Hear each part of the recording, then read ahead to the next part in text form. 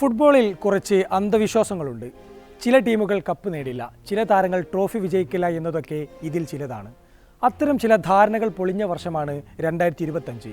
ഇന്നലെ മാഞ്ചസ്റ്റർ യുണൈറ്റഡിനെ തോൽപ്പിച്ച് ടോട്ടനം കിരീടം നേടിയതോടെ അത് ഒന്നുകൂടി തെളിഞ്ഞിരിക്കുന്നു. 2008 ശേഷമാണ് ടോട്ടനത്തിന് അലമാരയിൽ ഒരു കിരീടമെത്തുന്നത്. കിരീടമില്ലാതെ ടോട്ടനം വിട്ട് ബയണിലേക്ക് പോയ ഹാരി കെയ്നും ഇക്കുറി കിരീടം ചൂടി. പതിറ്റാണ്ടിലേറെ നീണ്ട കെയ്നിൻ്റെ ആദ്യ ട്രോഫിയാണിത്. ഇംഗ്ലണ്ടിൽ കിരീട വരൾച്ച അവസാനിപ്പിച്ചവർ വേറെയുമുണ്ട്. കരബാവോ കപ്പിൽ ലിവർപൂളിനെ തോൽപ്പിച്ച് ന്യൂകാസിൽ 70 വർഷം നീണ്ട കാത്തിരിപ്പാണ് അവസാനിപ്പിച്ചത്. FA കപ്പിലാകട്ടെ സിറ്റിയെ തോൽപ്പിച്ച് ക്രിസ്റ്റൽ പാലസ് തീർത്തത് പുതിയൊരു ചരിത്രം. 164 വർഷം ചരിത്രമുള്ള ക്ലബിൻ്റെ ആദ്യ കിരീടമായിരുന്നു അത്. ഡച്ച് ലീഗിലെ KNVB ട്രോഫി സ്വന്തമാക്കി ഗോഹഡ് ഈഗിൾസ് തങ്ങളുടെ 91 വർഷത്തെ കാത്തിരിപ്പും അവസാനിപ്പിച്ചു.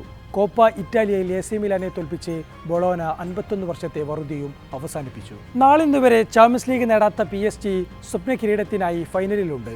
അപ്പോൾ ക്രിക്കറ്റ് ആരാധകർ ചോദിക്കുന്നത് ഇതാണ്: RCB ഇക്കുറിയെങ്കിലും അത് നേടുമോ?